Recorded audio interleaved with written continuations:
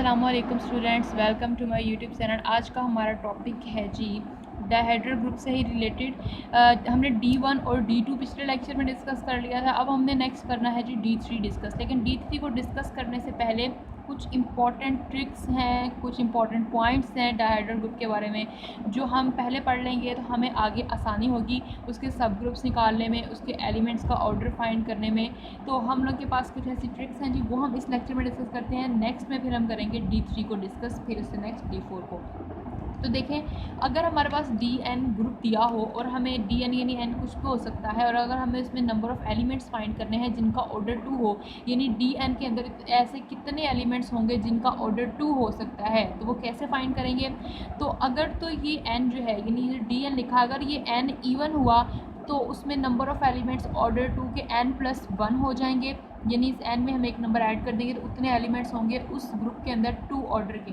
अगर हमारे पास N जो है ऑड हुआ तो उसके पास हमारे पास एलिमेंट्स जो हैं ऑर्डर 2 के 2 ही होंगे, N ही होंगे।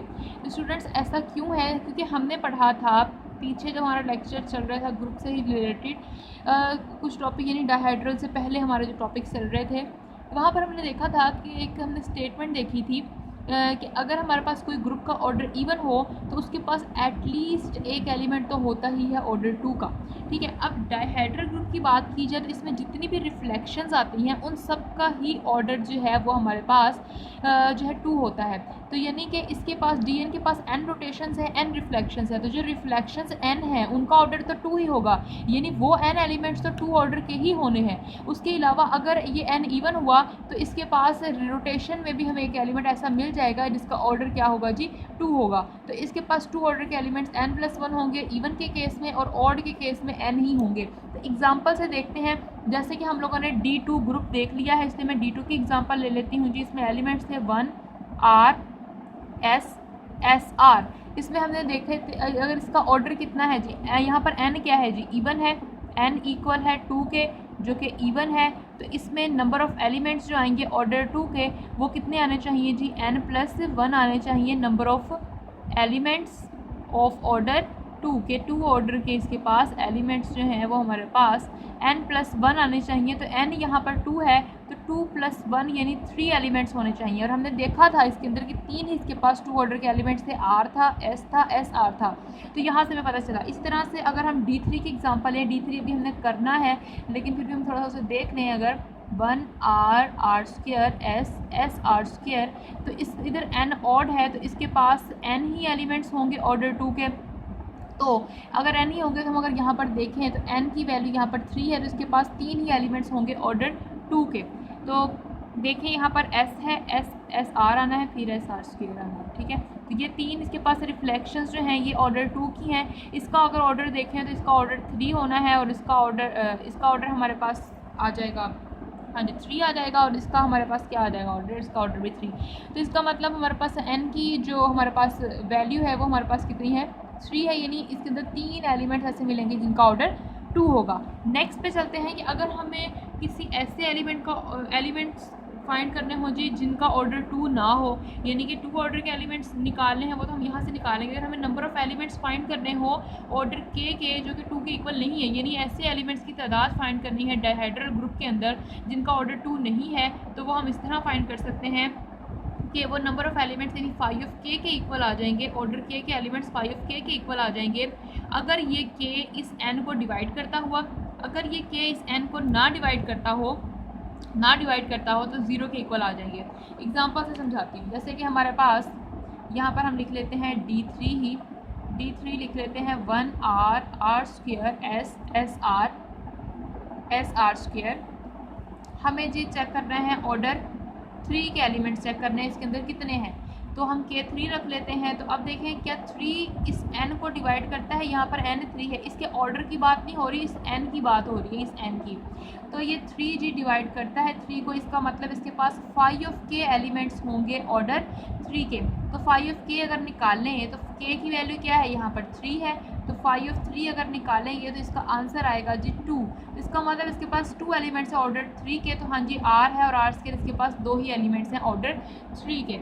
इसी तरह से अगर हम कोई और एग्जांपल लेके करना चाहें, अगर हम कहें जी 1 ऑर्डर के देखना है तो 1 ऑर्डर का हमें पता है एक ही एलिमेंट होता है, निकालने की भी ज़रूरत नहीं है। नेक्स्ट चलते हैं इसके एक और पॉइंट की तरफ। हमारे पास नेक्स्ट इसका पॉइंट है जी थर्ड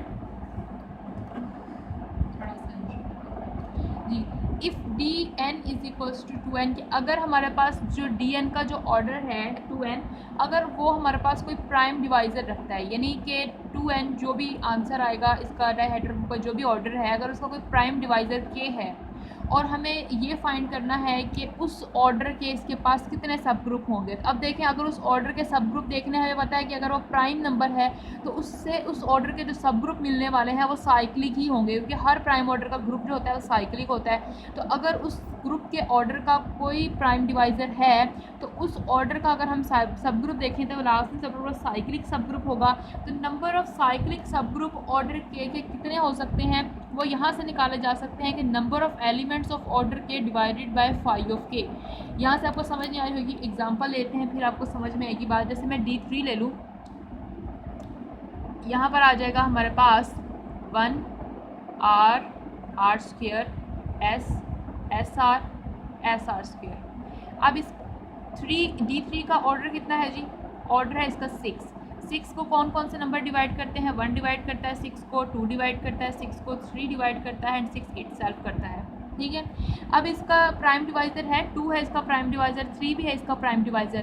तो इसके ऊपर जो हमें सब ग्रुप मिलने वाला है वो साइक्लिक मिलने वाला है। ठीक है, अब मेरे कहने का मतलब ये है कि अगर हमें नंबर ऑफ साइक्लिक सब ग्रुप निकालना है तो हम कैसे निकाल सकते हैं। लाजमी नहीं है कि वो प्राइम डिवाइज़र होगा तभी निकलेंगे। यहाँ मैंने एक एग्जांपल दी है कि अगर वो प्राइम डिवाइज़र है तो हमारे पास जो सब ग्रुप मिलेगा वो तो हमें पक्का पता होगा ना कि वो साइक्लिक ही होने वाला है। अब बाकी जो इसके डिवाइज़र हो सकता है उन पर भी जो हमें सब ग्रुप मिले वो साइक्लिक हो, लाजमी नहीं कि प्राइम होगा तभी साइक्लिक होगा, और केसेस में भी साइक्लिक हो सकता है। यहाँ मैंने प्राइम इसलिए मेंशन किया है ताकि यहाँ पर श्योरिटी हमें मिल सके कि अगर प्राइम डिवाइज़र होगा तब तो साइक्लिक ही सब ग्रुप मिलने वाला है। अगर किसी और ऑर्डर का होता, फॉर एग्जांपल जैसे हम D4 ले लेते तो 4 ऑर्डर का सब ग्रुप भी होना था, तो 4 ऑर्डर पर साइक्लिक मिलेगा, सब ग्रुप मिलेगा D4 के अंदर। लेकिन यहाँ पर लाजमी नहीं है कि अगर वो प्राइम नंबर नहीं होगा तो वो साइक्लिक सब ग्रुप नहीं मिलेगा, ऐसा नहीं है। सिर्फ ये फार्मूला इसके लिए है कि नंबर ऑफ साइक्लिक सब ग्रुप अगर हमें चेक कर रहे हैं तो हम कैसे कर सकते हैं। या मैंने डिवाइज़र के को प्राइम इसलिए लिखा है ताकि ये श्योरिटी मिले कि इस पर जो हमें सब ग्रुप मिलने वाला है वो तो साइक्लिक ही होगा। तो बस अपने माइंड में ये बात रखें, अगर DN के अंदर हमें नंबर ऑफ साइक्लिक सब ग्रुप फाइंड करने हो तो हम डायरेक्ट ये फार्मूला लगा के फाइंड कर लेंगे। तो हम यहाँ पर जी नंबर ऑफ साइक्लिक सब ग्रुप फाइंड करने लगे हैं। साइक्लिक सब ग्रुप ऑफ ऑर्डर 2 के अगर फाइंड करना है तो हम देखेंगे number of elements of order के ऑर्डर के इसके पास कितने एलिमेंट्स हैं। अब देखिए हमें चाहिए यहाँ पर कि 2 ऑर्डर के इसके पास कितने एलिमेंट्स होंगे। अभी भी पीछे हमने ट्रिक पढ़ी है कि अगर तो n इवन हुआ तो उसके पास 2 ऑर्डर के एलिमेंट्स जो होंगे वो n+1 हो जाएंगे।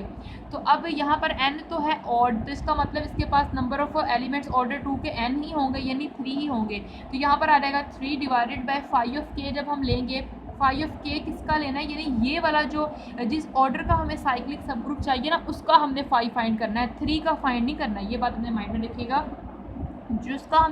जिस ऑर्डर का साइक्लिक सब ग्रुप फाइंड करना है उसका फाई ऑफ k लेना है। 2 ऑर्डर का फाइंड करना है तो फाई ऑफ हमने 2 फाइंड कर लेना है। फाई ऑफ 2 हमारे पास किसके इक्वल होता है जी 1 के, तो 3 डिवाइडेड बाय 1 इक्वल आ जाएगा 3 के। इसका मतलब इसके पास 3 जो है वो साइक्लिक सब ग्रुप होंगे ऑर्डर 2 के, जिनका ऑर्डर कितना होगा 2 होगा। ठीक है, इसी तरह से हम नंबर ऑफ साइक्लिक सब ग्रुप ऑफ ऑर्डर 3 के भी फाइंड कर सकते हैं। नंबर ऑफ साइक्लिक सब ग्रुप्स ऑफ ऑर्डर 3 के, ऑर्डर 3 के हम जब फाइंड करेंगे तो हमारे पास यहाँ पे आ जाएगा कि नंबर ऑफ एलिमेंट्स कितने हैं ऑर्डर 3 के इस ग्रुप के पास। तो वो हम कैसे फाइंड कर सकते हैं, अभी हमने पीछे देखा है कि अगर हमने 2 ऑर्डर के अलावा एलिमेंट्स फाइंड करने हो तो अगर तो वो जो k यानी ये जो एलिमेंट है अगर ये इस n को डिवाइड करता हुआ तो फाई ऑफ डैट नंबर के आ जाएगा। तो 3 डिवाइड करता है 3 को, इसका मतलब हम इसका फाई फाइंड आउट करेंगे। फाई ऑफ 3 लेंगे तो वो इक्वल आ जाएगा 2 के, और अब हमने डिवाइड करवाना है इसका ही फाई, इसका फाई लेंगे तो 2 से कैंसिल हो जाएगा तो 1 एक इसके पास साइक्लिक सब ग्रुप मिलेगा ऑर्डर 3 का। ठीक है स्टूडेंट्स, उसके बाद अब हम नेक्स्ट ट्रिक पे चलते हैं जी। नंबर ऑफ 4 नंबर पे चलें तो नंबर ऑफ सब ग्रुप्स ऑफ DN के, अगर हम लोगों को DN के सब ग्रुप्स फाइंड करने हैं। हम D1 और D2 पढ़ चुके हैं, तो आपको थोड़ा बहुत आइडिया हो गया होगा कि हमारे पास DN के सब ग्रुप किस टाइप के हो सकते हैं। या तो वो ZN टाइप के हो सकते हैं सब ग्रुप, या वो DK टाइप के सब ग्रुप्स हो सकते हैं। तो कुछ केसेस में DK टाइप के जो सब ग्रुप होते हैं वो आइसोमॉर्फिक हो जाते हैं K4 के, यानी कि अगर D2 टाइप का सब ग्रुप मिलेगा तो वो K4 के आइसोमॉर्फिक होगा। अदरवाइज हमारे पास सब ग्रुप DK या ZK टाइप के हो सकते हैं। तो अब देखें, अगर नंबर ऑफ सब ग्रुप हमें DN के निकालने हैं which are isomorphic to K4 और D2, कि अगर हमें ये चेक करना हो कि DN कोई भी हमारे पास अगर डायहेड्रल ग्रुप है किसी भी ऑर्डर का, उसके अंदर कितने उसके ऐसे सब ग्रुप होंगे जो K4 टाइप के होंगे या कह लो कि D2 टाइप के होंगे। तो वो हम इस तरह फाइंड कर सकते हैं कि अगर n हुआ इवन, यानी ये जो n है अगर ये इवन हुआ तो उसके पास K4 टाइप या D2 टाइप के कितने सब ग्रुप होंगे, n डिवाइडेड बाय 2, यानी इस n को 2 पे डिवाइड कर देंगे तो उतने उसके पास सब ग्रुप्स आ जाएंगे K4 टाइप के। अगर n ऑड हुआ, यानी n अगर ऑड हुआ तो उसके पास कोई भी ऐसा सब ग्रुप नहीं होगा जो K4 या D2 टाइप का होगा, यानी कि इसका ऑर्डर 4 है तो उसके पास कोई भी 4 ऑर्डर का सब ग्रुप नहीं होगा। जैसे कि हम यहाँ पर एग्जांपल ले लेते हैं। फॉर एग्जांपल अगर हम यहाँ पर D3 ले लें, D3 हमारे पास आ जाएगा, यहाँ पर हम एलिमेंट लिख लेते हैं 1R, R² S, SR and SR। D3 इसलिए लिए यहाँ पर n क्या है, ऑड है। अब n ऑड है तो इसके पास कोई भी ऐसा सब ग्रुप हमें नहीं मिलने वाला है जो K4 का। नेक्स्ट लेक्चर में हमने D3 को ही डिस्कस करना है, वहाँ पर अगेन मैं रिपीट कर दूँगी कि देखिए यहाँ पर कोई भी K4 टाइप का इसके पास सब ग्रुप नहीं है, यानी कोई भी 4 ऑर्डर का इसके पास सब ग्रुप नहीं है। अगर हम देखें, अगर बनाना भी चाहें 4 ऑर्डर का इसके पास कोई सब ग्रुप, तो इसका नहीं बन पाएगा कोई भी 4 ऑर्डर का सब ग्रुप हमारे पास, यानी कि K4 टाइप का कोई भी इसका सब ग्रुप नहीं बन पाएगा। यानी कि कहने का मतलब ये कि K4 टाइप का सब ग्रुप होने का मतलब क्या है कि उसका एक तो ग्रुप का ऑर्डर 4 होना चाहिए। अगर हम 1R, R² S लिख भी लेते हैं, ये 4 ऑर्डर का सब ग्रुप तब बन जाएगा, लेकिन स्टूडेंट इसके पास K4 टाइप की प्रॉपर्टीज़ नहीं होंगी, यानी कि R का ऑर्डर यहाँ पर 3 है, यहाँ पर R² का ऑर्डर भी 3 है, S का ऑर्डर 2 है, क्योंकि K4 या D2 के पास जो एलिमेंट्स हैं उनके पास 3 एलिमेंट्स ऐसे हैं जिनका ऑर्डर 2 होना चाहिए। यहाँ पर तो सिर्फ एक ही एलिमेंट ऐसा मिला है जिसका ऑर्डर 2 है, यानी कि 4 ऑर्डर का सब ग्रुप मिलेगा, लेकिन मतलब कि K में कहने का मतलब ये है कि K4 टाइप का नहीं मिलेगा। ठीक है, समझ आई ना आपको बात की? K4 टाइप का नहीं मिलेगा, यानी कि उसके पास 3 एलिमेंट्स ऑर्डर 2 के नहीं होंगे, और ना ही वो यानी कि अबेलियन और साइक्लिक परफॉर्म कर रहा होगा।